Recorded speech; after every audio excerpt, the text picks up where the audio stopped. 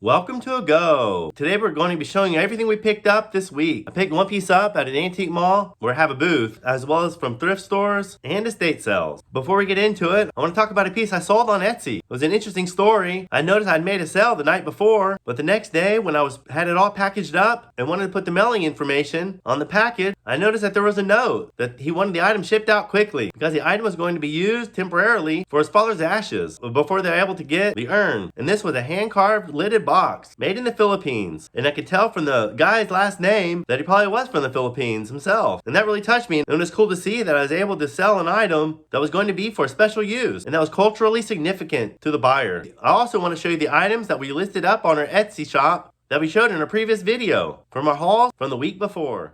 So first off, we have this pair of Fitz and Floyd bookends. They have really high quality porcelain and a beautiful finish.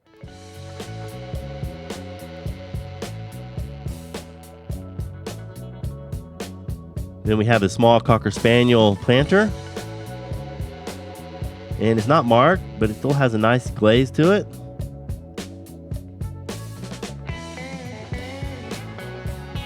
Also have this monkey pod ball, divided in 3 sections.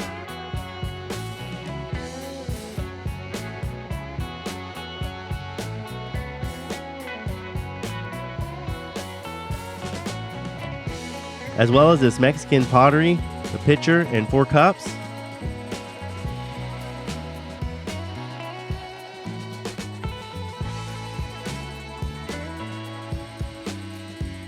And last but not least, this wicker planter. It's a miniature peacock chair. I've seen the doll chairs, but I've never seen a planter like this before. So I thought I'd pick it up and try it out.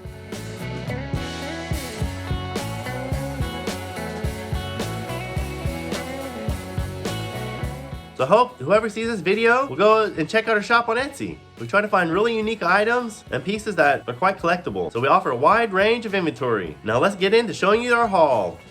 So we'll start off by showing what I found closer to the beginning of the week.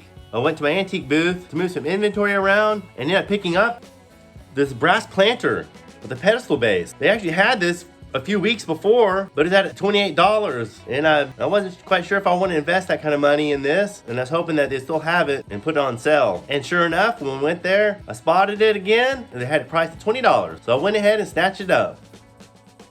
We picked up another item earlier in the week when we took a 400-mile round trip to deliver Danish modern dining table and chairs. We stopped by a couple thrift stores on the way home, and I picked up this small Eiffel Tower. I think it might be brass. It does have a little bit of weight to it, and looking underneath, it sure looks like it's vintage, so it has some age to it. With experience, you can tell what are newer pieces, because new, this would probably be some random kind of metal and very light and plastic feeling. But this one feels and looks to be a pretty good quality. Alright, now it comes down to our Friday haul. We headed to the town of Clyde, Texas to check out an estate sale, and I had a feeling it wasn't going to be a very good estate sale because it was a post that just said estate sale, like it was an estate sale sign that you could see on the side of the road with no pictures of inventory. They said they were selling off their parents' household so that they could travel. But when I got there, it was the same location I'd been to when they had the citywide. And all it has was a lot of ribbon and really nothing interesting at all. We thought maybe they had brought some other items. And they did pick a couple little pieces of brass. And on the way out, they said that they were going to be bringing more during consecutive sales. But I don't see it worth traveling 60 miles round trip to go back and find one item at a time. But we did pick up a bell. This is brass bell with the clown. Isn't that such a playful clown? Isn't it cute? And picked up this brass rocking horse. So I thought this was a cool piece. This was really neat. Like I said, I didn't think it was really worth the trip, but we stopped by some more shops, and there was another estate sale we stopped at that I thought about going to, but when the photos I really didn't see anything I wanted, but we'll get to that in a minute. That day we stopped by Goodwill as well, I picked up 3 items. I think 2 out of the 3 I'll be keeping.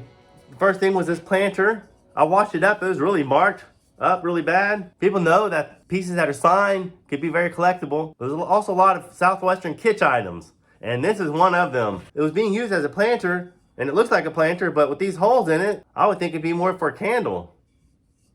But it has a really nice matte glaze to it. It reminds me of Van Briggle glaze. But I'm really into imitation Southwestern art. We also picked up this owl stained glass piece. They're very good quality. Has weight to it, another sign of good quality. I have another piece of stained glass, geometric art deco from the 70s or 80s. So with this piece, I'm starting a new collection. Goodwill also picked up this Italian frame. This is brass. It was very highly tarnished, and I did polish it a little bit just to get the raised parts to be more shiny. On the back it is marked made in Italy, and it also says Depose. I looked that word up, but I don't know if that was a company name or what. It's kind of funny because it has this print on the inside of the famous Red Boy painted by a British artist. I may just keep it in the frame and someone else can switch it out, or I may find some other print to put in there to call more attention to it. Alright, now on to the estate sale. I really hadn't seen the pictures very well online. The estate sale was packed. I didn't even make it onto the inside. My wife did go on the inside through the back door. To be able to get in, you had to have a numbered ticket. I didn't think it was really going to be worth it, so I didn't bother. Originally, we weren't going to go to the estate sale, but I figured, we'll swing by and see what they have. I know the guy that's running the estate sale, so we decided to stop by. And there was a lot of people, cars all up and down the road. Quite amazing the collection they had. Like I said, I didn't even make it onto the inside. I just shopped the outside because there was plenty, and they had some outbuildings as well. So let's get into what we picked up. First off is this. I grabbed some stuff that just looked kind of interesting. And I'm not sure what this was. I don't know if this had a light on top or was for a plant or what. But it was an interesting piece. It comes apart, the top comes off, and it has this metal piece on the inside. So I don't know what this was used for. Maybe it was used for stamps. Maybe a roll of stamps underneath, and then the stamps came out the top. I have really no idea. This comes off as well. And it has a spot here. It looks like it was missing something that sat here. Maybe a calendar. So it could have been a desk set. But I'll clean this up a little bit and sell it as is. But there's so many unique items there, so I figured I'd try this one out.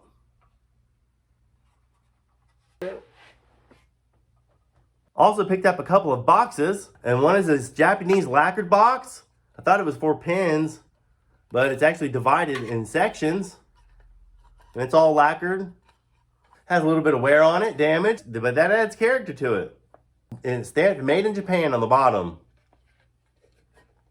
I guess the design goes this way. I also picked up this really cool Art Deco box. I really want to keep this one. I love Art Deco. And it's just straight out plastic, I think. I don't think it's Catalin. No, it's not Catalin. And I don't think it's Bakelite. But I really like the design on the top. This one does have some information on the bottom. And it says safety smoker. So I guess it was for cigarettes originally. It had quite a bit of marks on here, but since it's this plastic, I had some cream polish called Novus. There's like 3 levels of abrasive polish, and I think I have number 3, which is the coarsest. And it polished it up quite nicely. I didn't do the top, I just did the sides. I also picked up this boudoir lamp of a Bathing Beauty. And this is actually a newer piece. You can tell by this piece here. It's probably from the 70s, is my guess. Maybe even the 80s. But I figured I'd pick it up. I did pay quite a lot for it. But I figured even if it is newer, or you're going to find another one. And this is Mark Chandler. But I thought it was really good quality. I found another one online. They're asking quite a bit of money for it. More than what I'm going to be asking for this. But it had another kind of finish on it. And I didn't really like it at all. I'm going to find a little bit of shade for it. So I think that'll look really cute. One of my favorite pieces that I picked up from that estate sale was this mirror. Well, I still need to clean it, but it's a solid brass mirror. One thing it does need is a string here, because it looks like it had a string, because it has 2 holes, and because it lays back too far. But once I get a string on there, maybe a thin leather string, then I'll hold it up straight like it should. And it's very Art Nouveau, so this is one of my best finds of the day. And I also picked up these very heavy patinated candlesticks. It's a pair with differing heights. And I'm going to be preserving that patination. And at the end of this video, I'll show you what I do and to see how they turned out. They are solid brass, but the patination is way too cool to remove. And when I list these on my Etsy shop, there'll definitely be something unique that no one else has.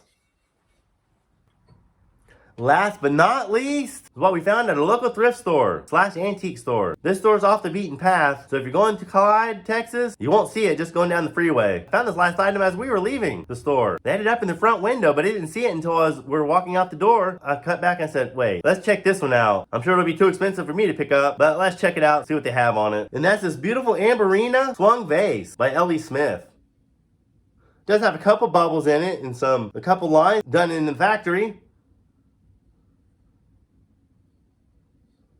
But just look at those fingers. This is one great piece. There's a similar one on Etsy as well, and I think they're asking $250 for it. But I'm going to be pricing it lower than that because I'm looking to sell it, not keep it. But I am looking to make a profit on it. And what did I pay for this swung vase? $20. That was a steal of a price for this, and I was shocked because I sure didn't think it was gonna be $20 because a lot of their items are priced, like I said, at antique store prices. So I lucked out on this one. So now that we've shown our haul, let's get to cleaning these up. I'll be lightly taking off some of the roughness of these and then adding a lacquered clear coat. So let's get to it. All right, let's get into it. First off, I'm gonna have this matte clear coat in a can. I usually use a spray gun with a satin finish, but I'm thinking matte's pretty close to the same thing. And also love to use worn out sandpaper. I keep all my worn out sandpaper because they all end up having different grits. So I just keep them all and feel for the one that I think would work best for each project. Okay, so let's try this. I've never done this before, so I'm gonna do it really lightly. Really lightly. And it looks like it's going pretty good and it's smoothing it out. That's what I want. I don't really want to do anything much else, but just to smooth this out. So that'll be nice and smooth to the touch. See how the patina is coming off, powdery? It won't be doing that once I get the clear coat on there. Well, feeling pretty good.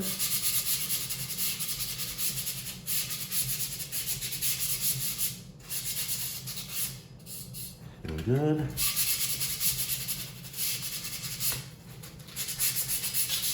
I wish I could get a little bit of this brass shiny.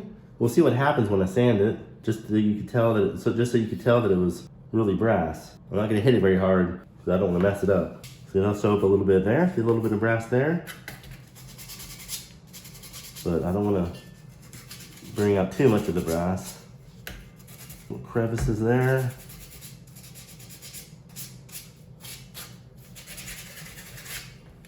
See here.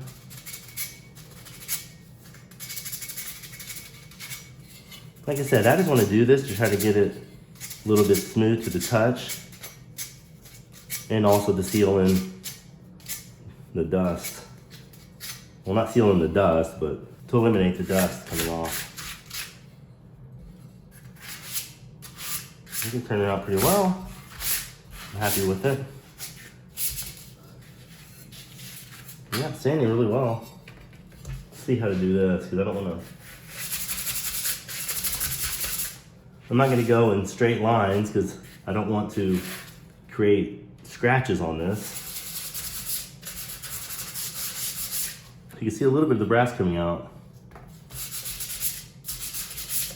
I'm really happy with how this is turning out.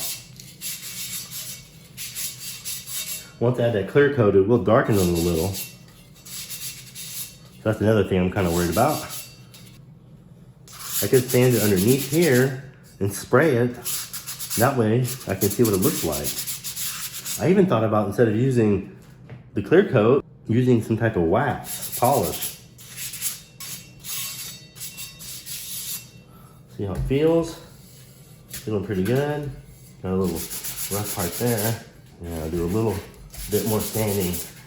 Looks like it is turning out well when I'm going straight like that. It's not leaving any marks in it. Once you do this a little bit, then you get the feel of, then you kind of get a feel of what you want to do. Because I'm getting this brass to come out and pop out a little bit, because you can see, and I kind of like that.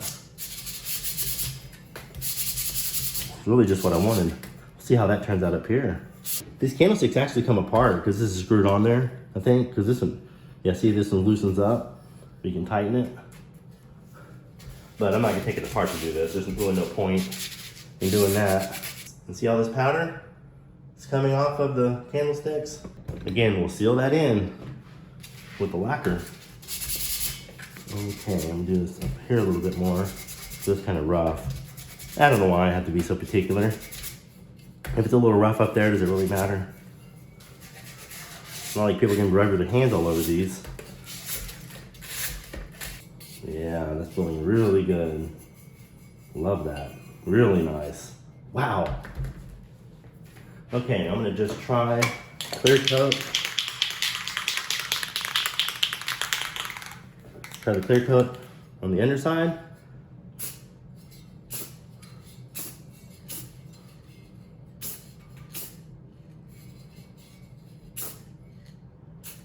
This is darkening it quite a bit, but that's what I have to do. I have to seal it. It's gonna have to be done. Get on this tall one.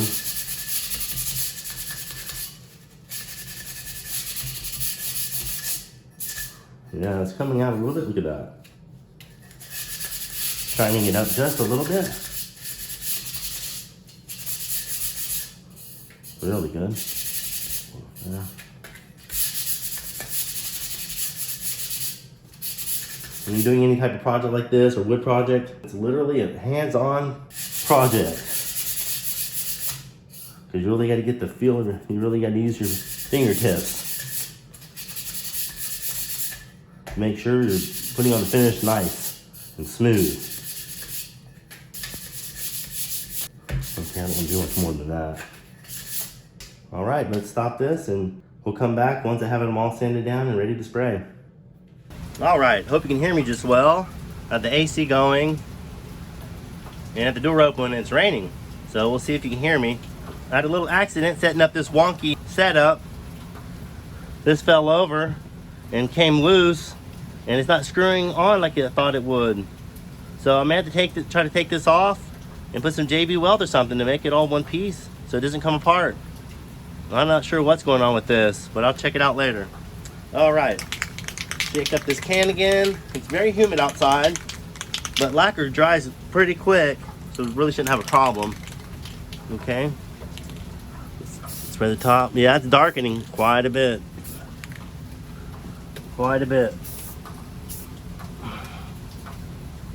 Really different. It's not light like I thought it was. You don't have to spray heavy coats because you'll be doing this a few times.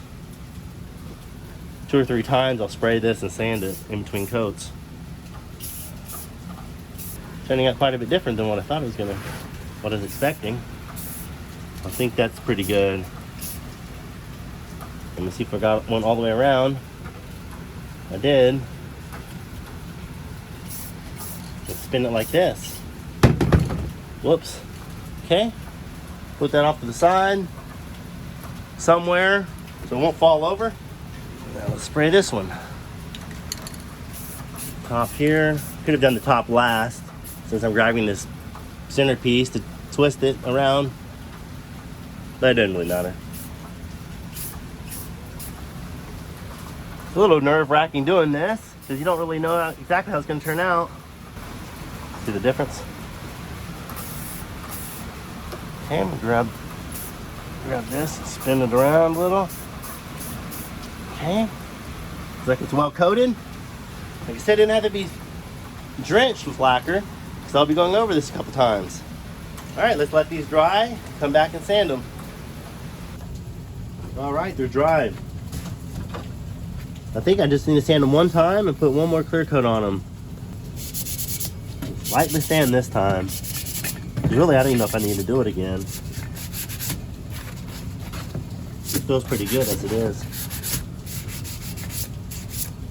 Yeah, I'm wondering how wax would have worked. I don't know if it would have been lighter or not, but you can see that I'm still sanding some of that off. Paid a lot for these, and now I'm gonna have to figure out how to attach to this top. So that's gonna add more to my investment. Yeah, I was looking underneath and they're made in India.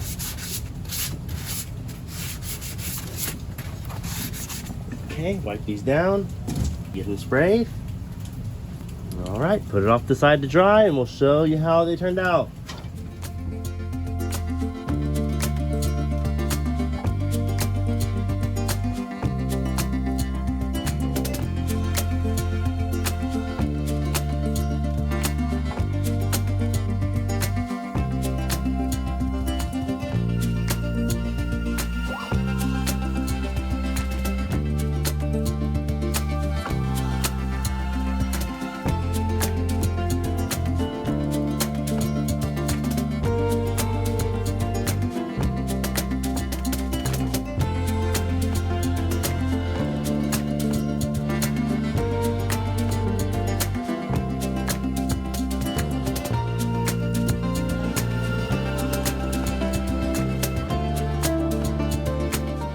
Hope you enjoyed this haul video. Please hit the like button, subscribe to the channel, and hit the bell notification to be notified of all future videos. Thanks for stopping by, and we'll catch you next time.